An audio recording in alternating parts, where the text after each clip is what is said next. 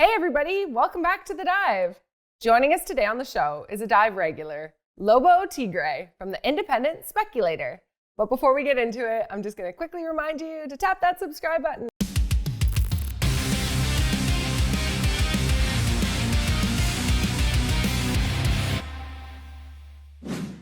Hey Lobo, welcome back to The Dive. Hi, Cassandra. Happy to be back with you. Okay, so Lobo, the talk of the financial media right now is whether inflation will be transitory or not. What is your take on all this transitory talk?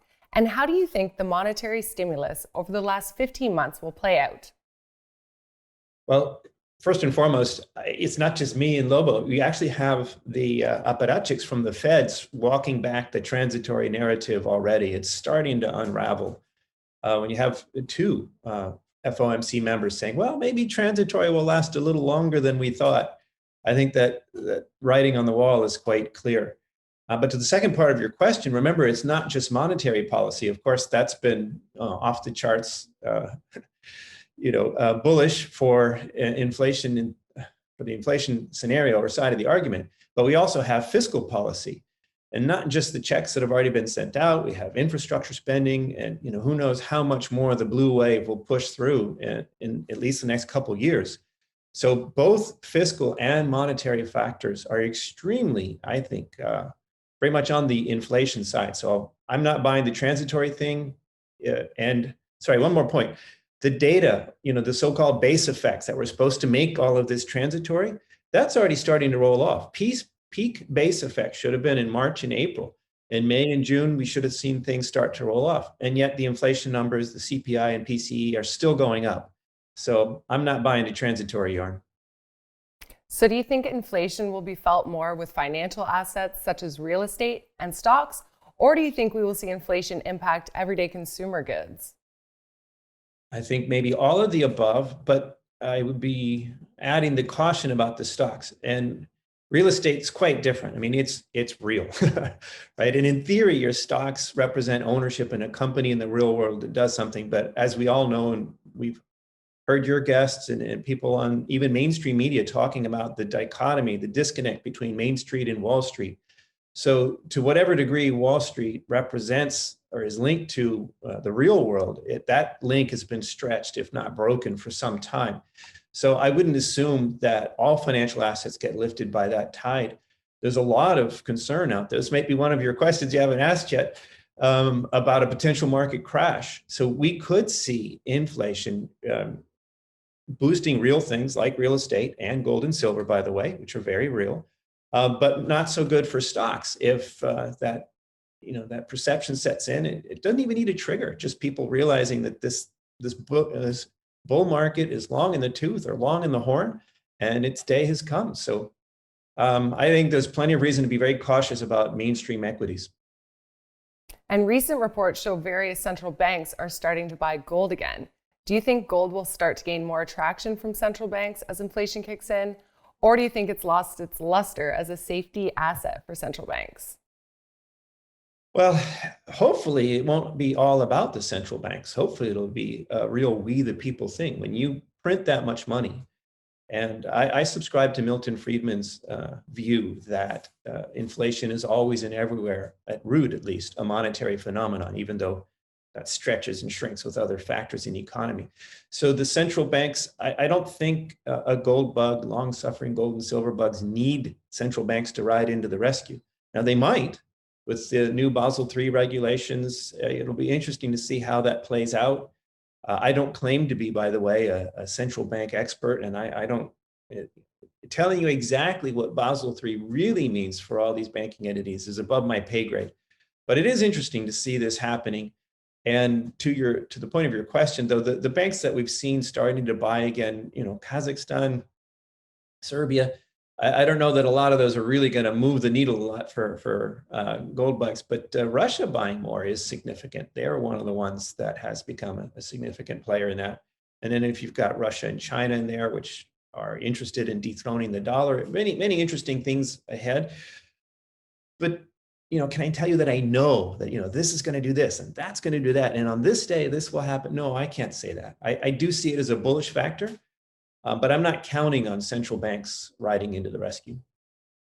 Okay, and you recently said in an interview, we are now seeing gold correlated to the dollar index. Can you explain the shift that's going on with that right now?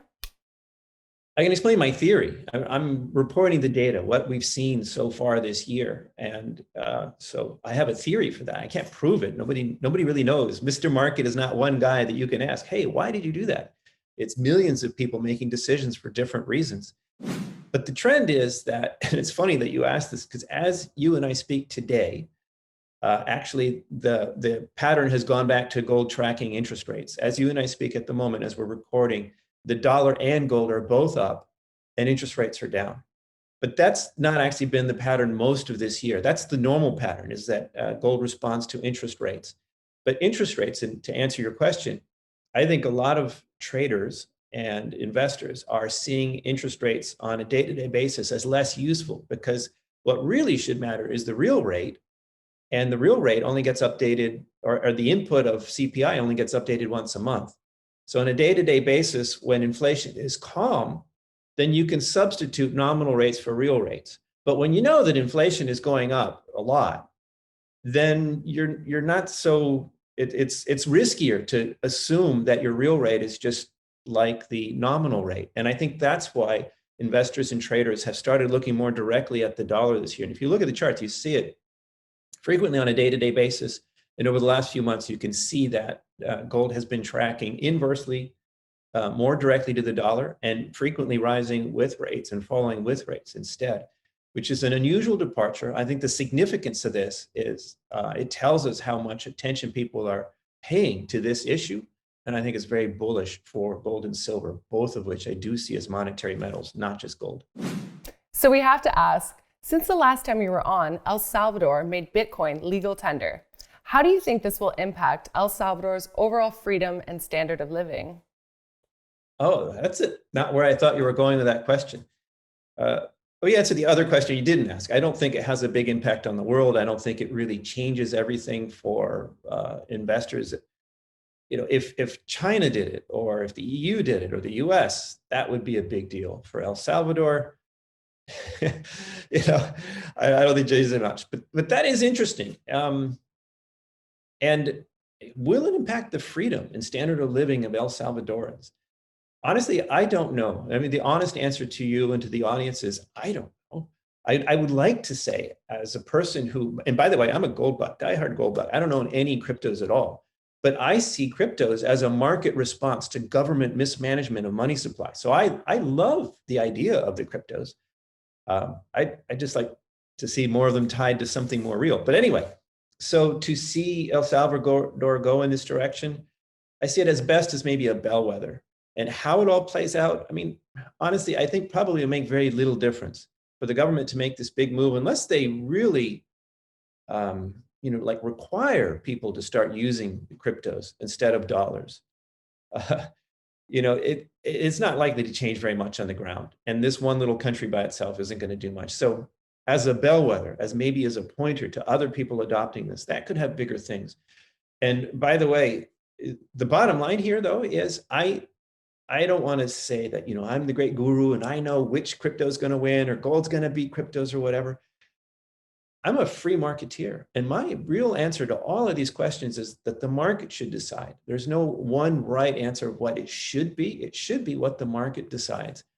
And if El Salvador's move is, one tiny finger of Adam Smith's invisible hand groping towards the future, bring it on. That's a good thing. Let's see what the market decides. There seems to be more and more FUD being thrown on crypto recently. Do you think crypto is on the wrong side of a speculative bubble? Well, when we have, we're in a correction mode. So let me rephrase the question, if you will, if you don't mind. The real question in my mind is do we buy this dip? We've had a halving, we had a high after the halving, as has happened each time. And then there's been this massive correction on the order of 50%, which has happened after that post-halving high each time. And then Bitcoin has so far each time recovered and gone upwards. So the history suggests, now it's only a 10-year history, but the history suggests that somewhere around here is a reasonable time to buy the dip if you're a crypto bull. But the sort of the nuclear option here, not the nuclear scenario, and I don't want to scare off my uranium bug friends, but in the same way, a nuclear accident would be really bad for the uranium space. There is that potential here with the crackdown in China. If you have more governments cracking down, or more seriously, like really criminalizing cryptos, that would be very bad for the price of anything. So while the trend says, the history says of Bitcoin and some of these others that buying the dip makes sense, in the real world, things can happen that just are potentially catastrophic, and that makes me very cautious. I'll tell you honestly, I've thought about buying this dip and I haven't done it because I just don't know what's going to happen and what big changes could come around the corner literally tomorrow. Absolutely. Okay, so we have to ask about central bank digital currencies. What do you think the motivation behind central banks moving digital is, and how do you think it will impact the average citizen? Well, as a free marketeer, as a person who's skeptical of governments in general and their motives, I have to say, I don't like the idea. If you take paper money away and you substitute digital money for it, I mean, in some ways, it's already happening. I mean, who carries cash anymore? You carry credit cards, your phone pays for things for you. It's happening. And by the way, so I think one thing to keep in mind, gold bug friends, is that it's going to happen whether we like it or not. The Fed may be dragging his feet. One of the Fed guys just came out with a very skeptical idea about a digital US dollar. But there's so much power in this for the governments. If you, never mind just printing things electronically and putting them out through the banks into the system, if you have basically the government's fingers directly in every citizen's wallet, right? You can turn their money on and off. You can say, cigarettes, that's not good for you, I'm turning that off. You can see, you bought a Playboy magazine, you're a bad person, right? The amount of power this makes available to government seems to me to be an irresistible temptation. I don't see any of them resisting that temptation for long. And they don't like cash. There's been this war on cash for some time. Only criminals use cash anymore. And by the way, in a pandemic era, cash can carry diseases. Money is dirty, literally dirty now. So I see all of this as being very much part of an agenda, if you will. I'm not saying it's a conspiracy, but it all makes sense. The powers that be in their infinite wisdom clearly have a desire to move in this direction. It's scary to me. I think it happens whether it scares me or not. But I think that train is left the station and has only one destination. It's all a little too convenient. Okay, so Lobo, for our audience who wants to follow you for your newsletter, where can they check it out? IndependentSpeculator.com. We have a free, I think, very educational service, and we promise not to spam our readers with a flood of hyped up advertisements every day. So please do check it out. Perfect. All right. Well, thank you so much for joining us again today, Lobo. Thank you, Cassandra. Thanks so much for watching. I'll be back again tomorrow, so be sure to subscribe.